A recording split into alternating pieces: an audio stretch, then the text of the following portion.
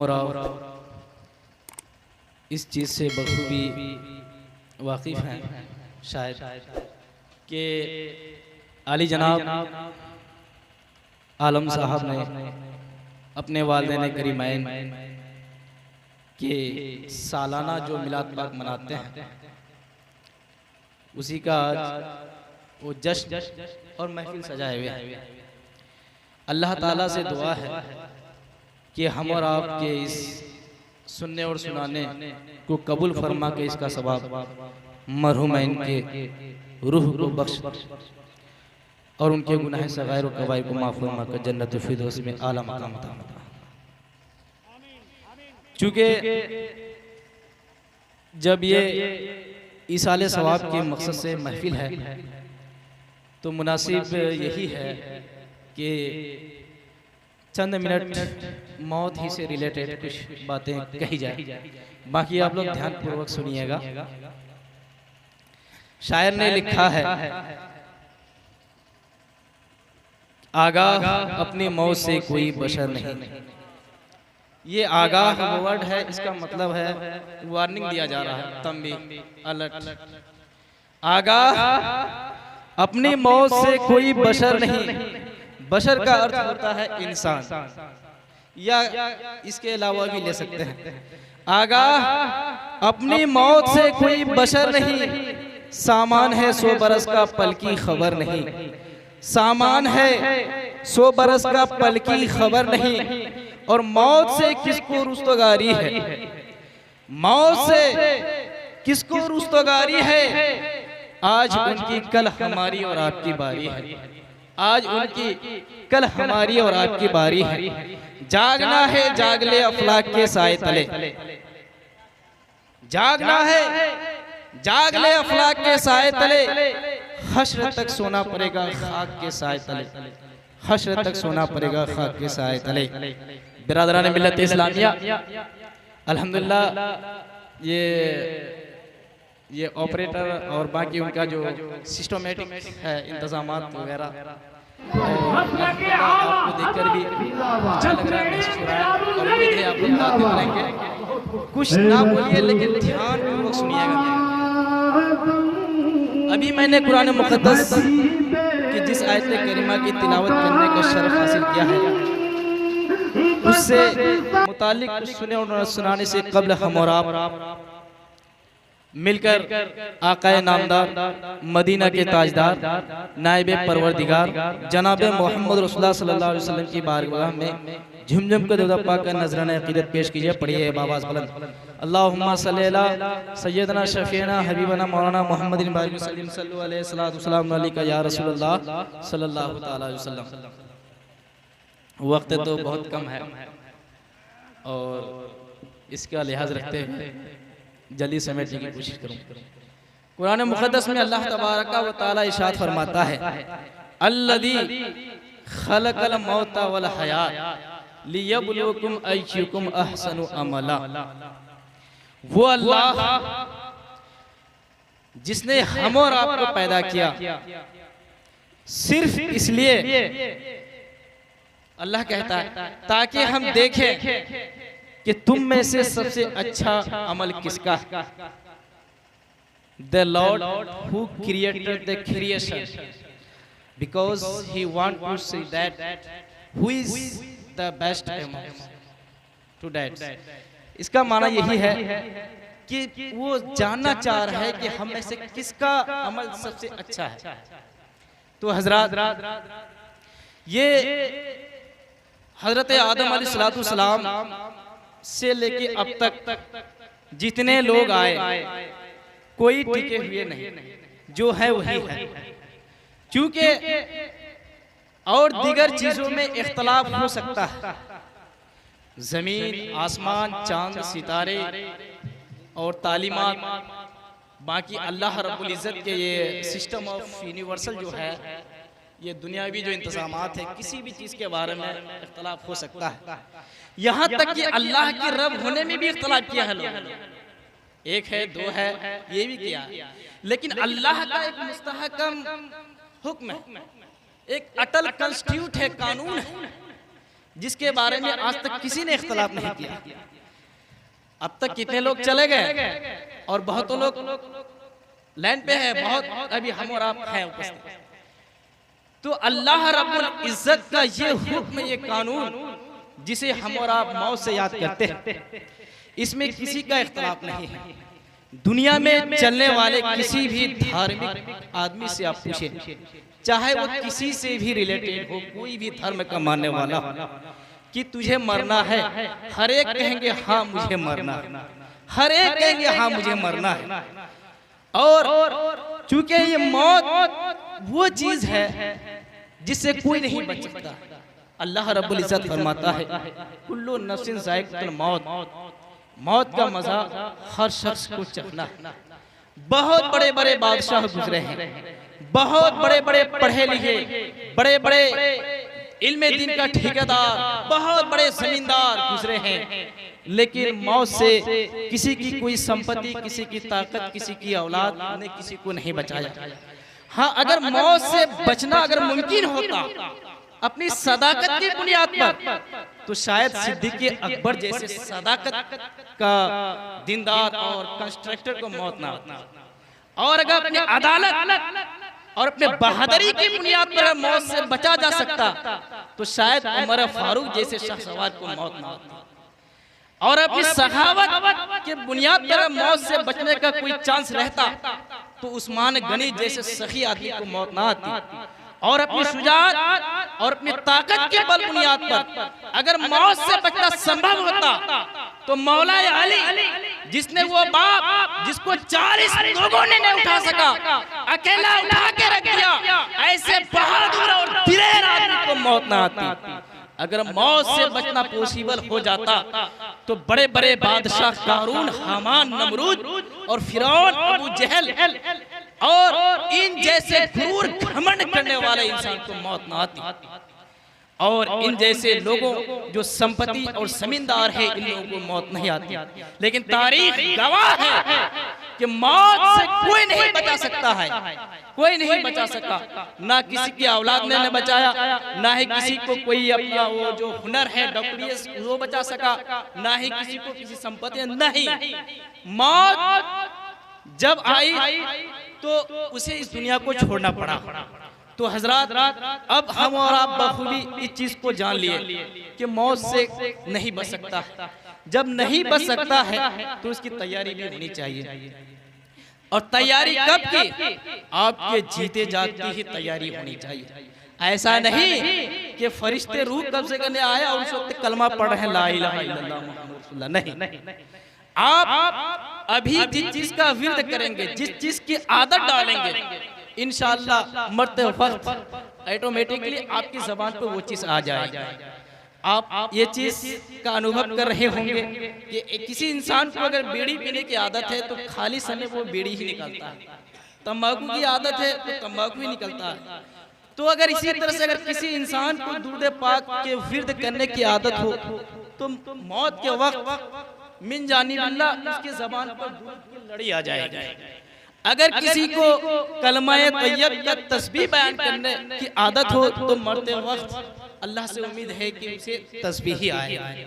तो हजरात, जब मरना यकीनी है और इसका हिसाब व किताब भी अल्लाह लेगा, बल्कि पैदा ही इसलिए किया है कि हम और आपके अमाल का वो जांच करे, टेस्ट ले कि किसका अमल सबसे अच्छा है। तो मैं बताता चलूं कि अल्लाह रब्बुल इज्जत ने हम और आपके लिए जीने के लिए, चलने के लिए, खाने पीने के लिए ये सारे इंतजामात को किए हैं। यानी चलने के लिए फर्श बिछा दिया है, हमारे ऊपर आसमान का सामियाना कर दिया है, और इसकी खूबसूरती जीनत के लिए अल्लाह ने जगमगाते हुए सितारे और चांद को उसके मुतय्यन जगह पे रख दिया है। और हमारे खाने के लिए जमीन को हुक्म दिया वो गल्ला उगे, जरूरत पड़ने पर अल्लाह आसमान को हुक्म देता है बारिश बरसने लगता है, जरूरत पड़ने पर अल्लाह हुक्म देता है धूप निकलने लगती है। ये सारी चीजें हम और आपके लिए है, ये सारी चीजें हम और आपके गौर करने के लिए है, ताकि हम और आप इस पर देखें, इस पर गौर करे, सोचे, तदब्बुर तफक्कुर करे, फिर अल्लाह अल्लाह की इलाहियत को पहचाने, उसके मारफत को पहचाने। अल्लाह ने आसमान को बनाया बिना खंबा के कैसे खड़ा कर दिया, अल्लाह ने जमीन को पानी पर कैसे बिछा दिया। एक इंसान अगर अपने समय को, अपने कीमती वक्त को इस पर बिताता है, उम्मीद है कि उस इंसान की रबूबियत समझ में आ जाएगी, उस इंसान को अल्लाह की इलाहियत समझ में आ जाएगी, बल्कि ये पूरा नेचुरल सिस्टमिक समझ में आ जाएगी। फिर उसे जीने और चलने फिरने का तरीका पता चल जाएगा। अल्लाह रब्बुल इज्जत कुरान में फरमाता है, या अय्युहल्लज़ीना आमनू ला तुल्हिकुम अमवालुकुम वला औलादुकुम अन ज़िक्रिल्लाह। अल्लाह ने ये एग्जाम लेने के लिए, ये इम्तिहान लेने के लिए हम और आपको दो चीजें बड़ी खूबसूरत दी है, एक अपनी जान और दूसरी औलाद, यानी एक माल भी और दूसरी औलाद। इंसान को फितरती चीज पर इन दोनों चीजों से काफी मोहब्बत होती है। आदमी अपनी औलाद की परवरिश करने के लिए कुछ भी कर देता है, हलाल हराम के दरमियान इम्तियाज नहीं करता है, और आदमी अपने औलाद की परवरिश करने के लिए जायज नाजायज में कोई फर्क नहीं करता है। आदमी अपने जिंदगी को बिताने के लिए अपनी मालो दौलत को कैसे कलेक्ट की जाए, इकट्ठा की जाए, नहीं देखता है। तो अल्लाह रब्बुल इज्जत फरमाता है, या अय्युहल्लज़ीना आमनू ला तुल्हिकुम अमवालुकुम वला औलादुकुम। ऐ ईमान वालो, याद रखना, तुम जिस तरह दुनिया में जी रहे हो, चल रहे हो, खा रहे हो, पी रहे हो, और जिस तरह अपने जीवन को निर्वाह कर रहे हो, याद रखना कहीं तुम्हारी औलाद, कहीं तुम्हारी मालो दौलत तुम्हें अल्लाह की याद से गाफिल ना कर दे। आगे अल्लाह फरमाता है, वमन यफअल ज़ालिका फउलाइका हुमुल खासिरून। अगर किसी ने ऐसा कर दिया, अपने औलाद के खातिर, मालो दौलत को जमा करने के खातिर हलाल व हराम के दरमियान इम्तियाज नहीं किया, जायज और नाजायज के दरमियान फर्क नहीं किया, अल्लाह फरमाता है फउलाइका हुमुल खासिरून। ऐसे लोग घाटे में हैं, ऐसे लोग नुकसान में हैं, उनकी नुकसान की भरपाई उसके मरने के बाद की जाएगी, उसे उसकी सजा भुगतनी पड़ेगी। अल्लाह रब्बुल इज्जत फरमाता है, वनफिकु मिम्मा रज़क़नाकुम मिन क़ब्लि अय्यतिया अहदकुमुल मौत फयक़ूला रब्बी लौला अख़रतनी इला अजलिन करीब फ़असद्दक़ व अकुन मिनस सालिहीन। परवरदिगार आलम फरमाता है, मैंने माल व दौलत जरूर दिया है, लेकिन ये भी आजमाइश के तौर पे दिया है। तुम अपनी दौलत को कहाँ सर्फ कर रहे हो? जो तुमने माल मैंने दिया है उसे कहाँ खर्च कर रहे हो? जायज काम में, नाजायज काम में? तो अल्लाह फरमाता है, तुम अपनी मौत के आने से कब जहाँ जैसा खर्च करना है, तुम्हें लग रहा है कि ये अच्छा काम है, यहाँ खर्च कर दो, अल्लाह इसका बदला देगा। यदि आपने अगर बुरे काम, नाजायज काम में खर्च कर दिया, अल्लाह रब्बुल इज्जत फरमाता है, अपने मौत के आने से पहले उसको सर्व कर दे उसकी जगह पर, वरना उस वक्त जब तुम मौत की घड़ी जब आएगी और जब आपको मरते वक्त सारी तरफ फरिश्ते ही फरिश्ते नजर आएंगे, उस वक्त आप कहेंगे परवरदिगार आलम, अगर जर्रा बराबर के लिए मुझे मोहलत और चांस दे दिया होता तो आज फिर मैं दोबारा दुनिया में लौटकर जितनी माल और दौलत को मैंने जमा किया है अपनी छोटी सी उम्र में, सारे को तेरी राह में खर्च कर देता। लेकिन परवरदिगार फरमाता है, लौला अखरतनी इला अजलिन करीब, या अल्लाह, वो आदमी कहता है, हसरत बयान करता है, अगर मेरी मौत में थोड़ी सी ताखीर कर देता तो मैं जरूर सदका करता, जरूर भलाई करता। फासद्दका व अकुन मिनस सालिहीन, फिर मैं सदका करके उन लोगों के फहरिस्त में अपना नाम डाला देता जिनको आज दुनिया औलिया के नाम पे जानता है, जिन्हें आज दुनिया अल्लाह के वली और बरगजीदा बंदा के नाम पे जानती है, मेरा भी नाम ऐसे लिस्ट में आ जाता। लेकिन कुरान कहता है, ला युअखिरुल्लाहु नफ्सन इज़ा जा अजलुहा, ऐसा गुमान हरगिज इंसान ना करे, इसलिए कि इंसान के जब मरने का वक्त करीब आता है और जो वक्त अल्लाह ने उसके मुतय्यन कर दिया है, ठीक उसी समय और जहां पे कर दिया है, उसी वक्त और उसी जगह पे उसको मौत आनी है। एक सेकंड के लिए भी आगे नहीं हो सकता है और न ही पीछे हो सकता है। और अल्लाह फरमाता है, वअल्लाहु खबीरुम बिमा तामलून, अल्लाह तबारक व तआला हम और आपके सारे करतूतों से, सारे कारनामों से अल्लाह वाकिफ है, हम और आपको बताने की जरूरत नहीं है, एक दूसरे से शेयर करने की भी जरूरत नहीं है। दिल में क्या है अल्लाह फरमाता है अफला तुबसिरून फी अनफुसिकुम, अगर इंसान अपने दिल में देख लेता है, अपने अंदर इंट्रोस्पेक्ट कर लेता है, झांक लेता है, तो मैं इंसान के दिल पे मिलूंगा। और फिर अगर उसके अंदर मेरा खौफ रहता है, कुरान कहता है जिसने अल्लाह के खौफ से वो नाजायज वो हराम काम से अपने आप को रोक दिया, जिसके करने पर उसके अंदर शक्ति है, चाह रहा था कि कर लूं, लेकिन सिर्फ अल्लाह के खौफ से उसने नहीं किया है, तो अल्लाह फरमाता है जन्नत उसके लिए मुंतज़िर है, जन्नत उसका ठिकाना है।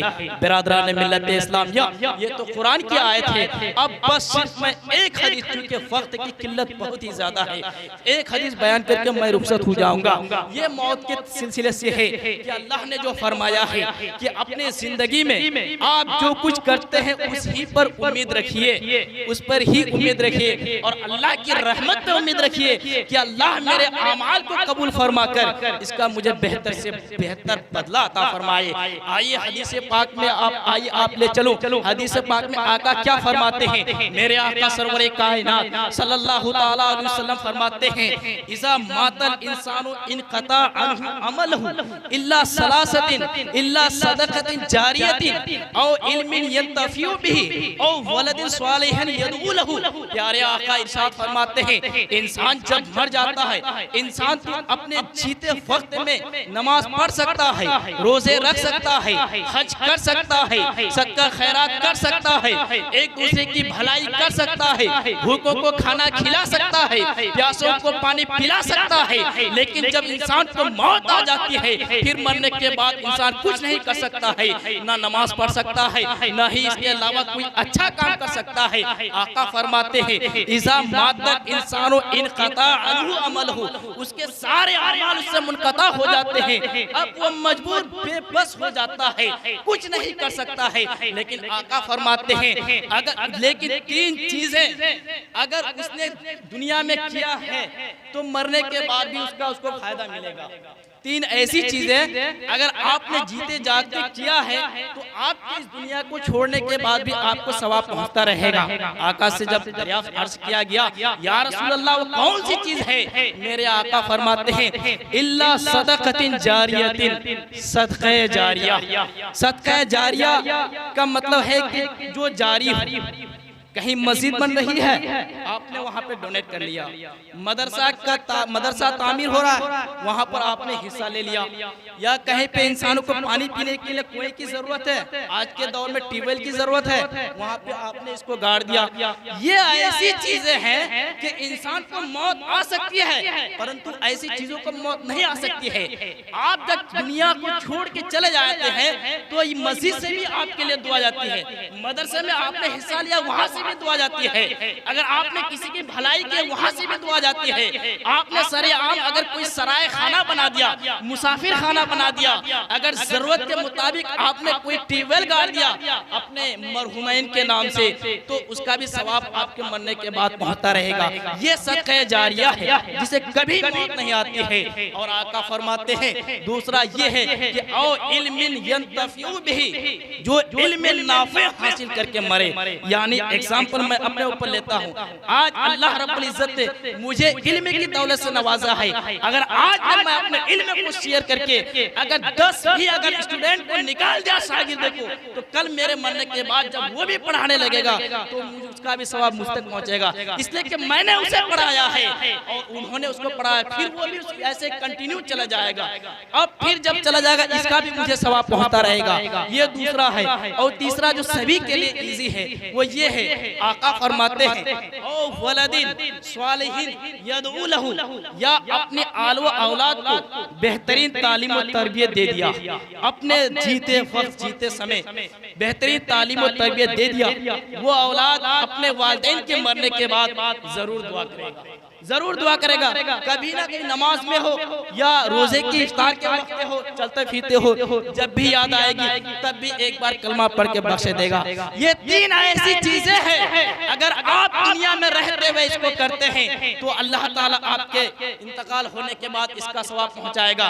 वरना बिरादरान मिल्लत इस्लामिया, मौत की हालत क्या होती है? आका फरमाते हैं मल मय्यतु फिल कब्र इल्ला कल गरीकिल मुतखव्विस यंतज़िरु दावतन इज़ा तलहकहु मिन अबिन औ अखिन औ उम्मिन औ सदीकिन फैज़ा लहीक़तहु काना अहब्बा इलैहि मिन दुनिया व मा फीहा।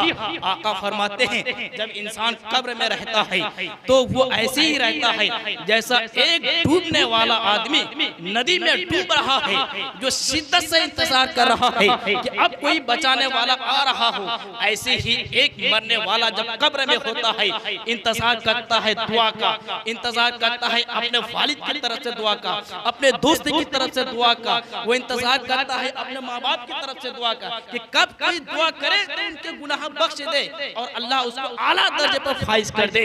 ये मौत की हालत होती है। आका फरमाते हैं जब ये चीजें उसको पहुंचती है तो वो मुर्दा इतना खुश हो जाता है कि दुनिया में कभी उसे खुशी ही हासिल नहीं हुई थी। आका फरमाते हैं इन्नल्लाह ला युदखिलु अहलल कुबूर मिन दुआए अहलिल अर्द। आका फरमाते हैं कि कब्र वाले को ये जमीन पर चलने वाले की दुआओं से उसके गुनाहों को बख्श दिया जाता है, फिर उसको जन्नत अता कर दिया जाता है। आगे फरमाते हैं इन्ना हदियतल अहयाए मिनल हदियतल अहयाए इलल कुबूर अद्वा वल इस्तिगफार लहुम। आका फरमाते हैं जिंदों की हदिया मुर्दों के लिए ये है कि वो अपनी नमाज में, अपनी रोजे में, हर एक अच्छा जायज काम में अपने मरहुमीन के लिए वो दुआ करे, उनके लिए इस्तिगफार करे, ये उनका हदिया है। आका फरमाते हैं इज़ा तुसल्ली सल्ली लहुमा, यानी जब आप नमाज पढ़ें तो अपने मरहुमैन के लिए भी दुआ करें।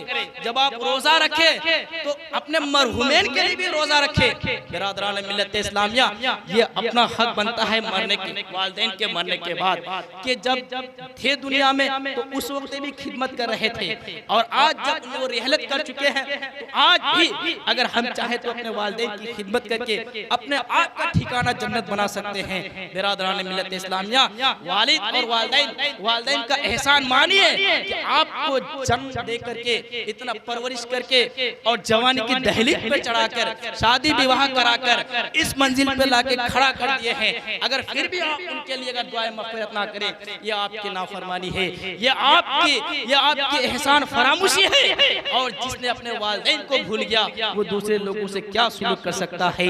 अल्लाह तबारक व तआला से दुआ है कि हम और आपको बेहतर से बेहतर अमल करने की तौफीक अता फरमाए। चरागे नूर को हमने राहों में जला के रख दिया, यदि फिर भी आप भटके तो याद किस्मत है। वमा अलैना इल्ला